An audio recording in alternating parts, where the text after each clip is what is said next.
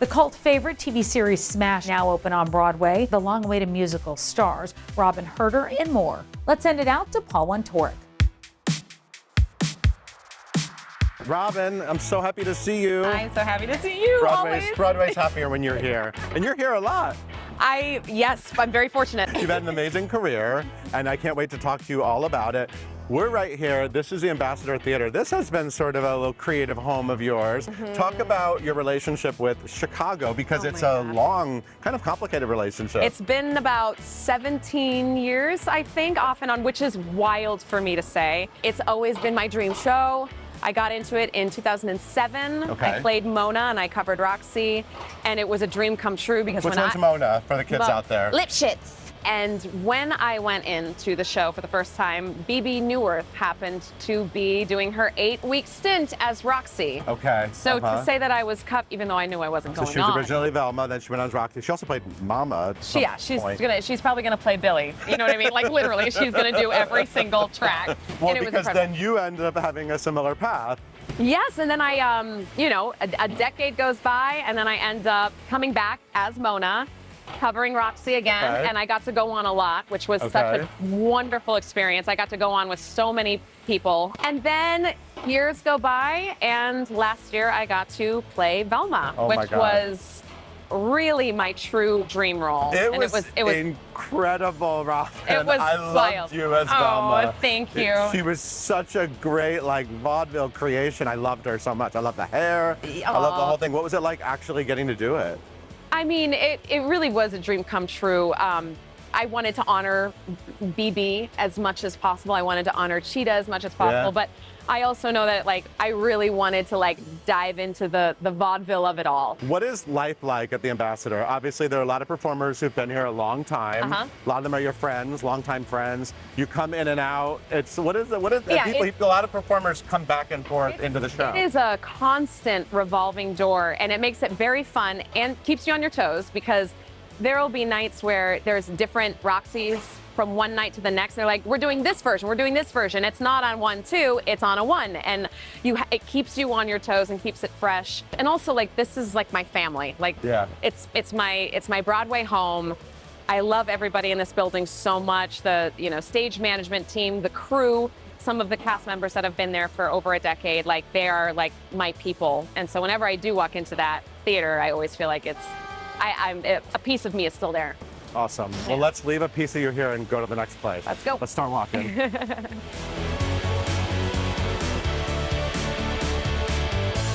Robyn, we're at the Lena Horne. You may know it as the Brooks Atkinson. Correct. Back in 2007, 8, last time I was here. I remember I was there opening night of Grease.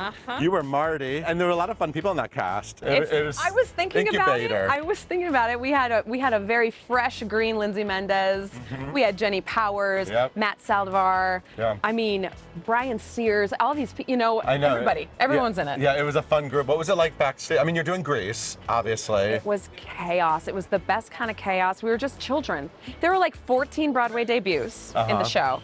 And we were all kids. I mean, Lindsay was an infant. I mean, she was 21, 22. I was 25. It was just a party on stage, backstage. It was fun. This was the Grease based on the reality TV show Cast. Yep. Cast, Danny and Sandy. Yeah. So, and then I remember you were on the TV show, right? Didn't you come out at the end and they announced the rest of the cast? I will never forget. I mean, it was very, very exciting, but I'll just never forget. We're in wardrobe choosing what we're gonna wear for our strut down, and they put me in white pants, and I was for TV. For TV. I was like, Marty, it's you're gonna put her in white pants and a black sweater. Anyway, but it was super fun, and it was just so wild. I mean, you'd already been on Broadway at that point, but this was sort of a big moment. It was my first principal role. And it was my first, I had been, I had done some shows before that, and I was, getting introduced to understudying, which was such a great tool to have in my belt. So when I got a principal, I was like, wait, this is proof that I am doing it. I'm actually doing it, and I'm going to get to originate a principal role in a revival, and it was really, really magical. Robyn, we are at the, if I don't turn around, I'm not even gonna know the name of this theater because it's changed so many times. It really has. I think it's called the Lyric now. It's the Lyric. Theater. You made your Broadway debut here almost 20 years ago. Yes. So you were in Chitty Chitty Bang Bang. I was. Big hit from London. It was a huge hit from London. The car flew. The car flew. Sometimes the car flew.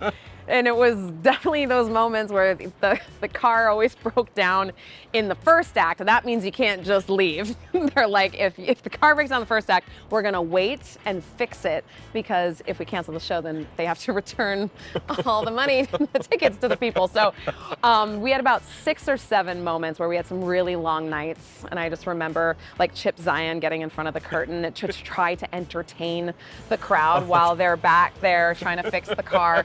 But when it did work, it was really magical. It was magic. The night I went, it was magical. Yeah. When you think about that girl that walked into this stage door and got to make, that's it right there, got to make her Broadway debut right there. Do you feel like a distance from her? Do you feel like you're still her? How do you look back on that girl? She's in there. I always say I'm forever an ensemblist. I will always be an ensemblist at heart. That was only the beginning, but I remember at that moment being so in the moment and not taking for granted 1 second. All these little moments that were just, you know, so thrilling, and getting to work with so many wonderful people was just like such a dream come true. What were some of the like kind of characters you got to play? I got to play this really fun role. I had this feature. Her name was Violet, and it was my first stab at a Cockney accent, which was kind of terrible. I think I was not very good at it. Do you want to give me a taste of that Cockney accent? When he gets his hair all burnt off, he takes off his hat, and I said, "Oh, Sid, you're as bold as a baby's bottom."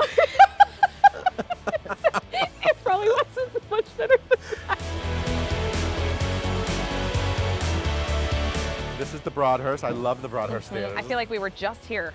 Literally, we were doing our thing here. Because you were fantastic in Beautiful Noise. Thank You were you. forever in Blue Jeans, not today. What was that show like? It was very special. What's really amazing about the show is it was the first time it's like, all right, I get to play like a leading lady. Yeah. I get to sing You Don't Bring Me Flowers. When on earth would anyone ever say, you know what, Robyn Hurder should sing You Don't Bring Me Flowers?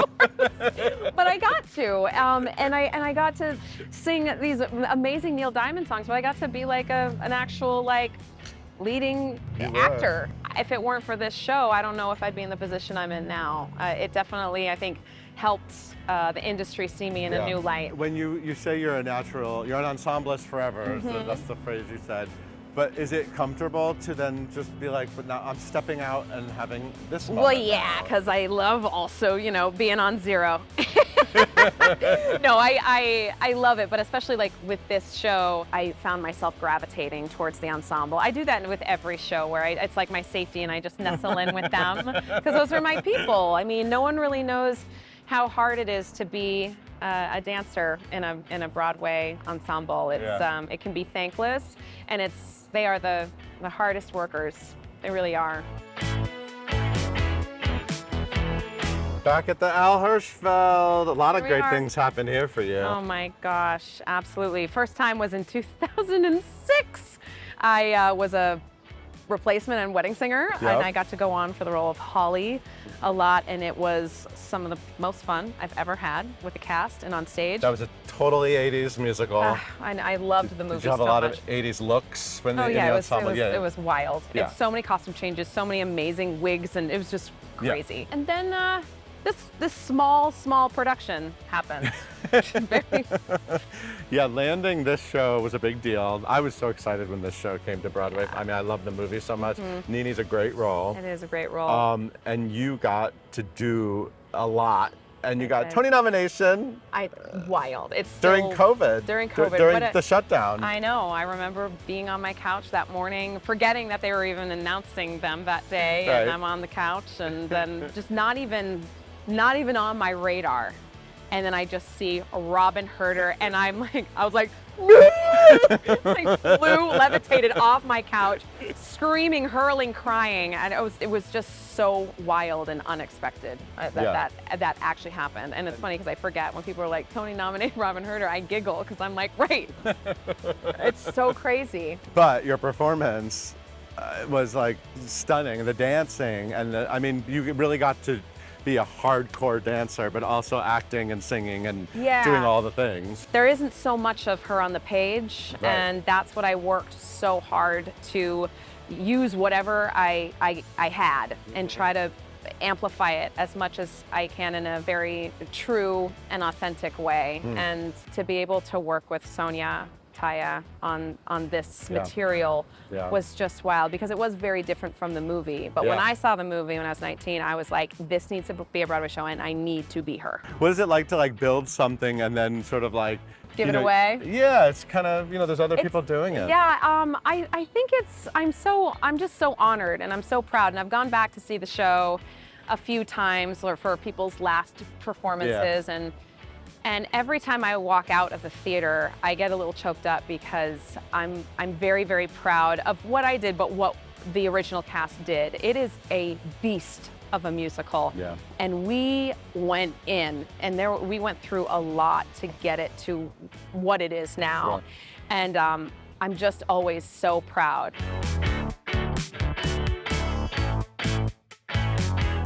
So Robyn, this is the Imperial Theater. This is your current home. Yep. But we're not gonna talk about Smash yet. No. First we have to talk about Nice Work, If You Can Get It, because you've been in this theater twice. Mm-hmm. So take me back to that Gershwin review. It was so much fun. But what was so special about that show is that this was my first time originating a role on I love Broadway. this, all the different like specific things Yes, about each one. I originated Jeannie Muldoon. Tell me about her, I remember her. Oh, well, this is what's funny. Another accent, I think.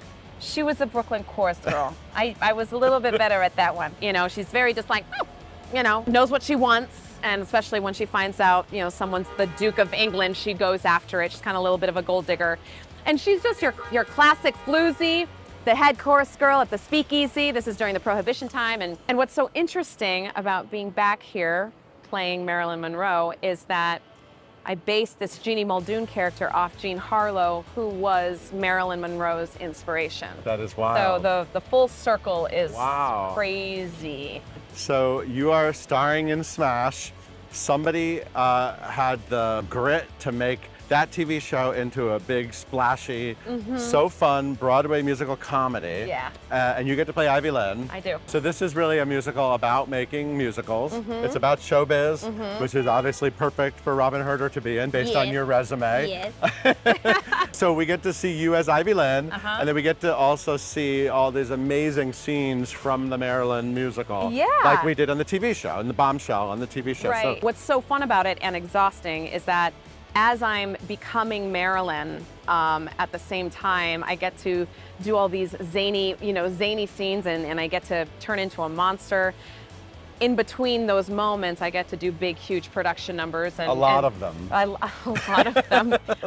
I'm being tossed around by men once again, which I adore. I have such a wonderful group of guys. I'm being flipped upside down, tossed around, running a marathon, and then screaming D's at the end of the numbers. And it's terrifying, but it's everything I have been working for. Yes. I finally got it. I loved seeing the show, and I loved watching you, and I loved seeing you get this opportunity, but I can't wait to see it again because I can't wait to actually try to pay attention to your tracks. I feel like you were just constantly changing costumes and one thing after the next. 27 changes. Yeah, so it's like there's the show on stage, and then there is the absolute circus backstage that I do with my best friend / dresser, Livy.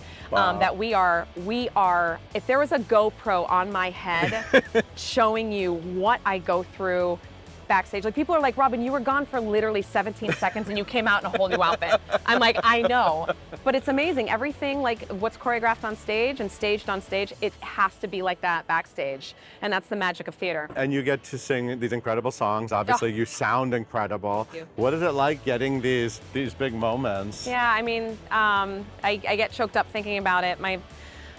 That moment really happens when I get to sing Don't Forget Me, and I just drop a coat and I am in this gorgeous gown and I just charge forward just with my voice and my soul and me as an actor, and I'm not kicking a leg, I'm not doing a pirouette, it's just me saying don't forget me, let me be that star, and I just throw my hands out and I can feel the energy of the audience, and when I throw them down and I hear everybody have this wonderful reception of the number, every night I'm like, I did it. What is it like when you walk up to these theaters like we just did, and you sort of remember the people you worked with and the moments and funny things that happen backstage? And what is it like for you to, like I said, you're always here. I know, but today, recapping all of this, I don't think I've ever done that in like an hour, where Right. you kind of go through the history of your career on Broadway for 20 years now. I'm really, really proud of myself. I have never given up. I have been burned, I've been thrown down, I have been rejected, but I've never accepted that. I've just had that be my fuel to keep going, because I knew what I wanted and I knew I could do it. And I'm just, I don't know, I'm pretty overwhelmed, because I'm like, wow, I've done a lot. Yeah. And again, I've done it with always being true to myself and having my heart in the right place. You know, I'm only doing it for the love. Yeah. And nothing else.